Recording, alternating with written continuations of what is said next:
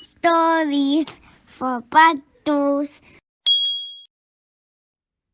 Hello, Pattus. Hope you're all doing well. Welcome to Stories for Pattus. And today we're going to read about a very beautiful Australian native animal, one of my favorites as well, the koala who could. And this is the title of the story. The author of this story is Rachel Bright, and the illustrator of this story is Jim Field. Pattu, I just want to give you a few facts about the koala. Please don't call it a koala bear. It's not a bear, it's a marsupial. A marsupial is an animal that carries its little one around a pouch in its tummy. Koalas love to eat eucalyptus leaves, or in Australia we call it gum leaves, and it's called a gum tree. Koalas are nocturnal, which means they sleep during the day and they wake up at night time. And Pattu, koalas have actually been declared as endangered species in Australia. If we don't do anything about looking after them, they might disappear from this world and they might become extinct. So we have to look after the koalas in Australia, and there's a lot of places where they're making a lot of effort to conserve and protect the koalas. If you come to Australia, you will be able to visit one of those places, and you will be able to hold them as well. So we're going to read about the koala today and we'll see what he's up to. I love the beautiful koala. Look at him. He looks so gorgeous. And let's see what he does. And this is such a beautiful place in Australia as well. Okay, let's have a look. In a wonderful place at the breaking of dawn, where the breezes were soft and the sunshine was warm, a place where the creatures ran wild and played free, a koala called Kevin clung to a tree. So in this amazing place, we call these places in Australia as outbacks. There's koala, a lot of beautiful animals, what beautiful sunshine and waterfall. There's Kevin, who's living in that tree. A nicer grey fellow you never would meet, as soft as a soft thing, from ear tufts to feet. His favourite way to relax in the sun was to cling and to nap and to munch a leaf bun. He was terribly good at all these three things. Yes, Kevin was king of the staying still kings. So this is Kevin. Say hello, Kevin, everyone. There. And his favorite thing from morning to night time was to get up in the morning, eat some of those leaves, relax in the sunshine, and just clinging to the tree. So all the time he just loved clinging to the tree. And apparently he was a very, very, very nice, beautiful guy. He looks cute. You see, high up was safe since he liked a slow pace, while the ground down below seemed a frightening place. Too fast, too loud, too big, and too strange. Nah, Kevin preferred not to move, not to change. So look at all the animals below. So they're all very busy, they're running about, they're having fun. But Kevin was very worried about all this. He was very scared of all the animals running and making all the noise. And he just preferred to have a peaceful, quiet time. So he never came down. He was always hanging up and living on his tree. He felt it was too fast, too loud, big and strange if he came down. Is it? So he clung to his tree as he knew how to do, and was never too keen to try anything new. So when Wombat stopped by and shouted one day, "Hey Kevin, why don't you come down here and play?" I think, he replied, "I should stay in my plant. I'm busy right now. No, I'm sorry, I can't." Look. So the wombat came by and like he asked him, why don't you come and play with us? You just seem very lonely up there. But Kevin refused to come down. He wasn't busy, but he just didn't want to come down and join the others. I think he's a bit scared.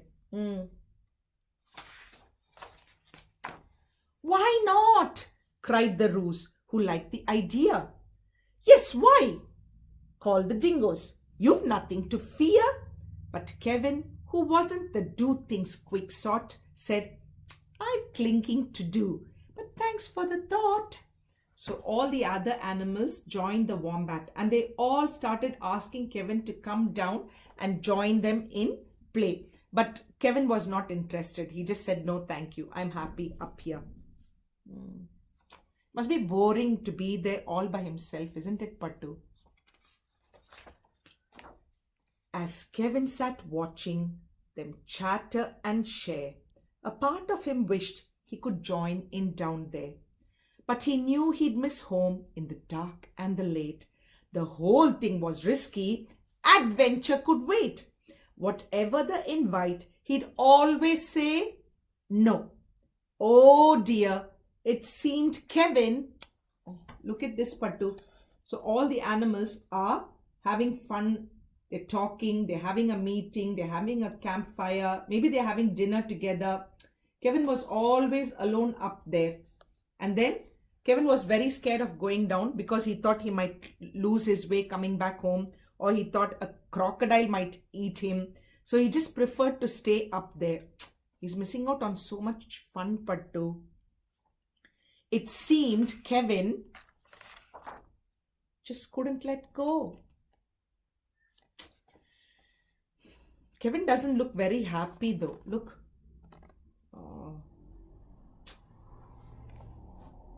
What's the point then? If he's happy, that's fine, all by himself. But he doesn't look happy. So his life was the same, no matter the day. The weeks came and went, and the months rolled away.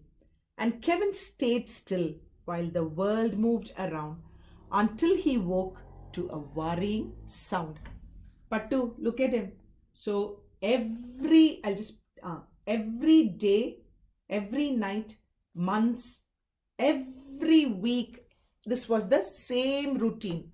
Get up in the morning, have some gum leaves to eat, watch all the animals, cling to the tree and go back to sleep.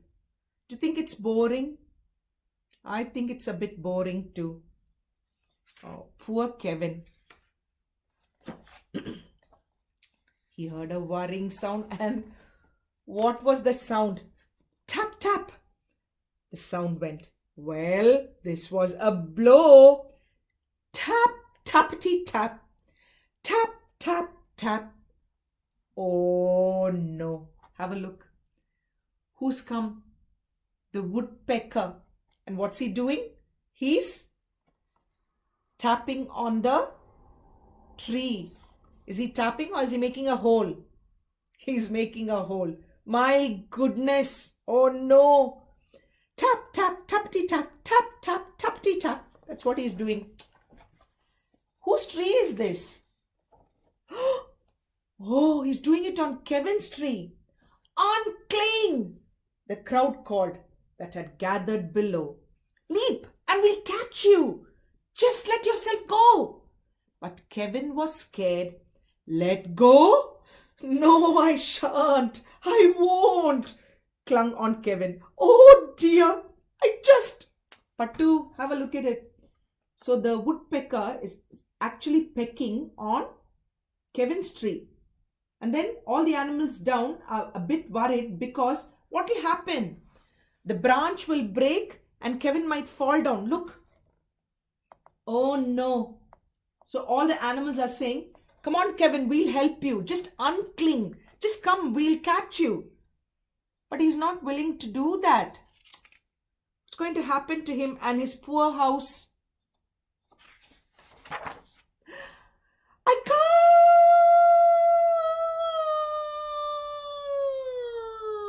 Woomph. Down came the tree with a cracking and pinging. crash and a wallop with Kevin still clinging. Oh no, look. So the branch just broke because the woodpecker made a big hole in the wood. The tree's coming down. He's got a clock, some books, and he's got a bag. Everything is coming down now. Oh. What's Kevin going to do, Pattu? I hope his friends help him. Oh no. Kevin, he carefully opened one eye and looked up at the love staring down from the sky. Then one claw by one claw, he slowly unclung. He felt springy and light and happy and young. Look. So he landed on the ground. But luckily, when he opened his eyes, he was safe. All the animals were looking at him with lot of love. And I think he felt springy, light, happy and young. He let go. Finally. Let's see what happens now. The worst he could think of had now come to pass. And he was just fine. Why, he felt quite first class. So when Wombat held out a most welcoming paw, Kevin, he didn't hold back anymore. Oh, look. So nothing bad happened after all, even if he let go of his branch. So he came down and look, Wombat is ready to give him a hand. So there, he's given him his paw and he's asking Koala to join them. Can we give Koala a big clap? Brave Koala, brave Kevin. Well done, Kevin. And Wombat and the friends too will give them a big clap for being such good friends and trying to help him. Wonderful. I'm happy. When Dingo asked, "Now will you come out to play?" the crowd all joined in with a, "What do you say? What do you say? What do you say?"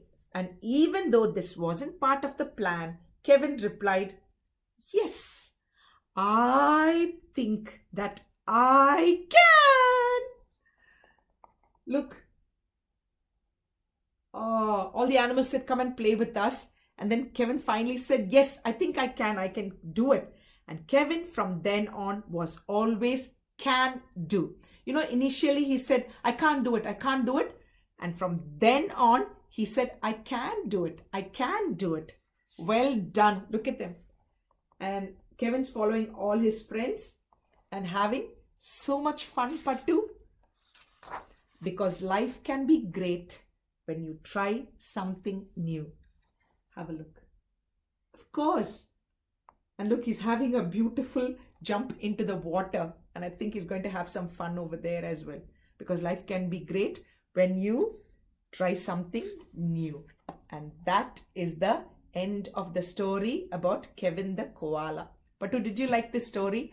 I love this story. And there's something that we can all learn from this.